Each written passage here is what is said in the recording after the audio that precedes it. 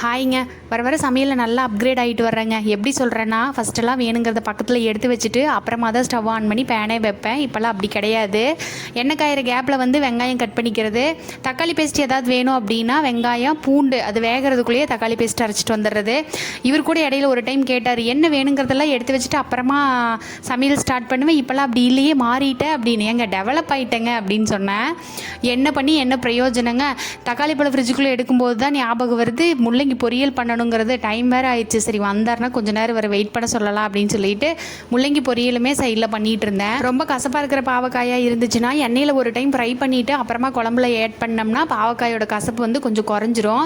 எனக்கு எப்பயுமே புளிக்குழம்பு கொஞ்சம் ஸ்வீட்னஸோடு இருக்கிறது தான் பிடிக்கும். அதனால் ஃபைனலாக நான் கொஞ்சம் கரும்பு சர்க்கரை ஆட் பண்ணிக்கிட்டேன்.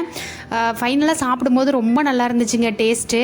அவசர அவசரமாக எல்லாம் செஞ்சு முடிச்சதுக்கப்புறம் எனக்கு வேலை இருக்குது, லஞ்சுக்கு வர முடியாதுன்னு சொல்லிட்டாரு. ஸோ குழம்பு வச்சு நான் சாப்பிட்டுட்டு சாப்பாட்டை அப்படியே வந்து அடுத்த நாள் காலையிலத்துக்கு தயிர் ஊற்றி சாப்பிட்டுக்கலாம் அப்படின்னு சொல்லிட்டு எடுத்து வச்சாச்சு. அவ்வளோதான். நாளைக்கு வீடியோவில் பார்க்கலாம்.